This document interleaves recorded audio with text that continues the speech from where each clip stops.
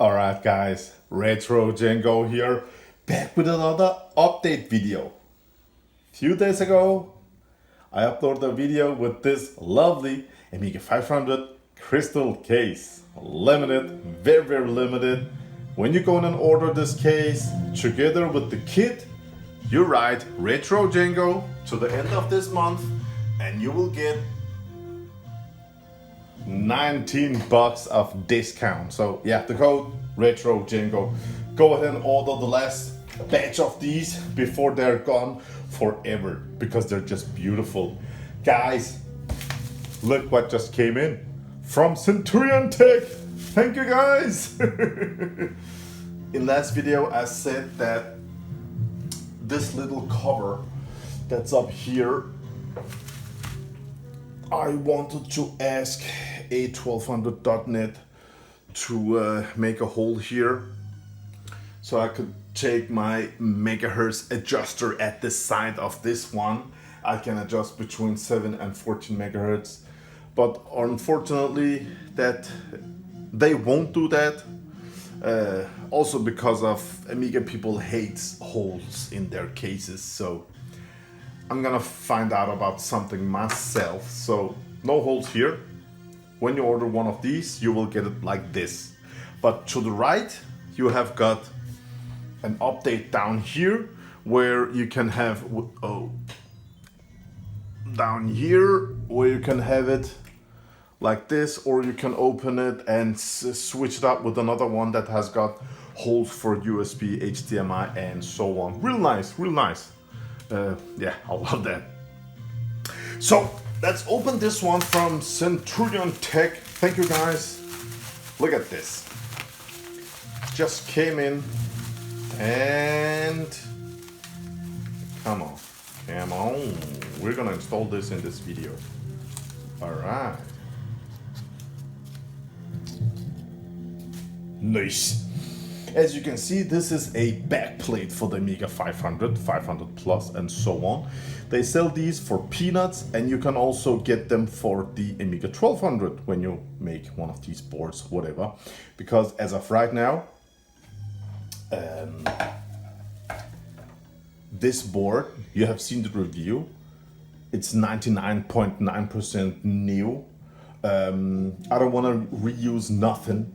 And back in the 80s, the FCC regulations wanted the Amigas to be built with RF shielding on bottom, on top, and stuff like that. And when you build one of these boards, use the shield at the bottom. It's a great idea to reuse the old one if it ain't rusted and corroded and stuff like that. But the top cover, throw it out. Okay, so that will mean you will get better air circulation, and you gain nothing by scraping it down and painting it and all sort of stuff, and you will just generate more heat, trapped heat inside here. So the top cover to the trash can. The bottom side, great to have. But I don't have the bottom side here, so I got this one. It has got this insulation tape, because if it hits something at the bottom side, that's nice. So let's just go. Do I have these screws here? Yes, I do. So let me just take this board out and start installing this beauty. So as I said earlier, it has got, you can see the golden insulation here, but I just use this electrical tape. I don't know, I just want to make sure that everything's fine and nothing shortens out. So I'm thinking about, I'm gonna, keep this beautiful board for the end of time.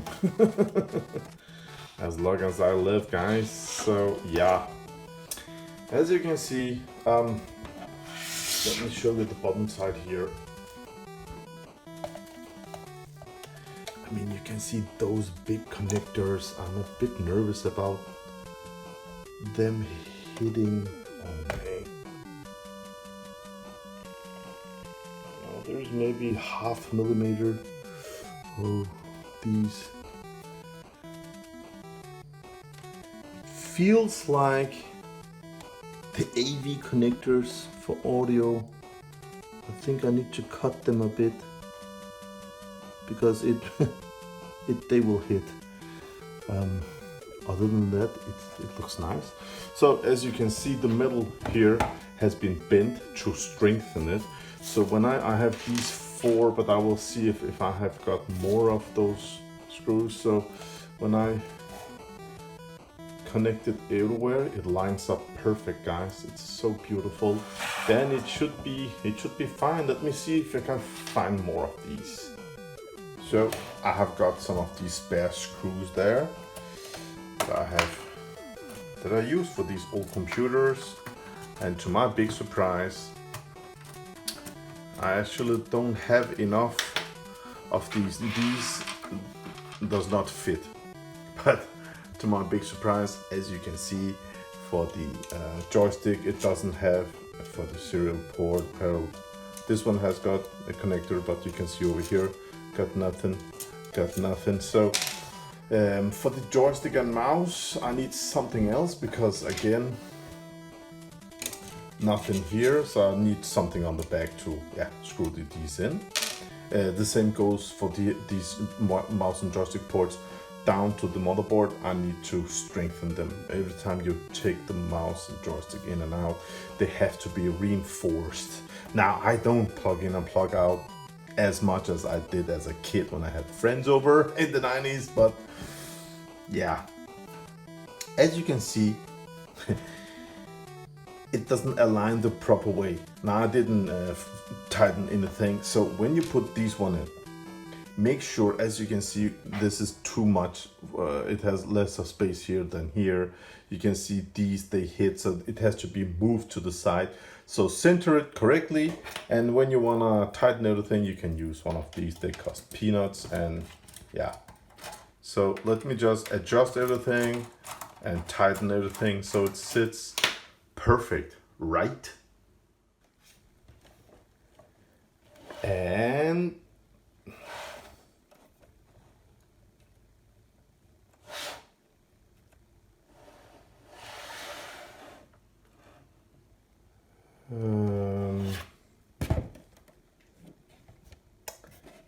what?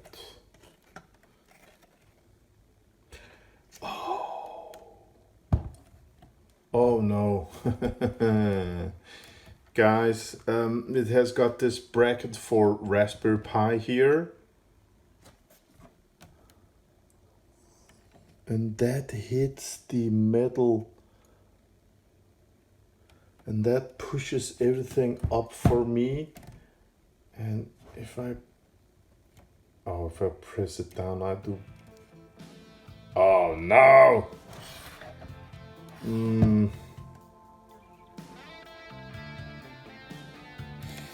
This sucks. Let me see, can I do anything to come? I have to cut the metal.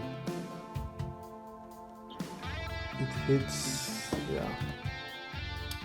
This one over here.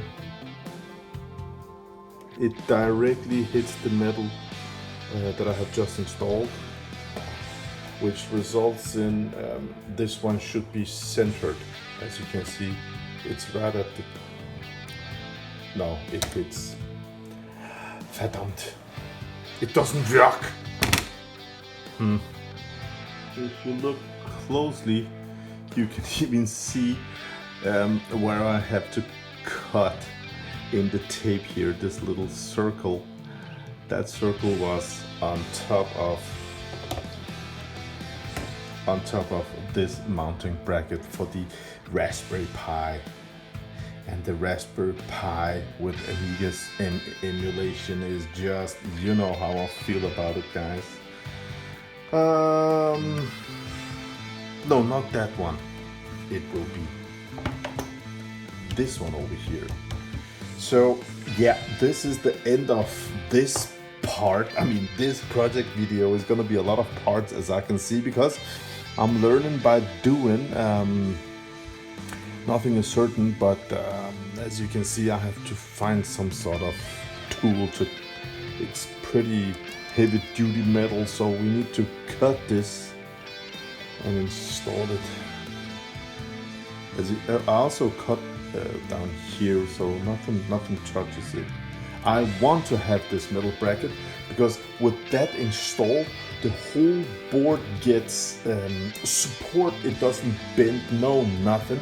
It sits really tight. I want either this or the RF shield at the bottom. One of those two I want. Them. Again, top, I don't care.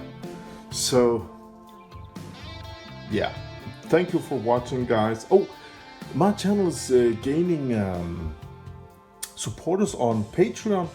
Thank you, guys. Thank you for supporting the channel. I really enjoyed all your messages also. Thank you, guys. I really appreciate it. So yeah, to my Patreon supporters, a big thanks from me to you also. Yeah, see you on the next part, guys. I hope you enjoyed this one. And yeah, guys, you're asking me about this beautiful X-Rated card that will cost you $40 to build. It's on my channel. You just write RETROCENGO Spitfire 500 and you will see the review. You will see the link to GitHub. You can build it yourself. $40, Kickstart 3.1, 14 megahertz with this little switch I removed here.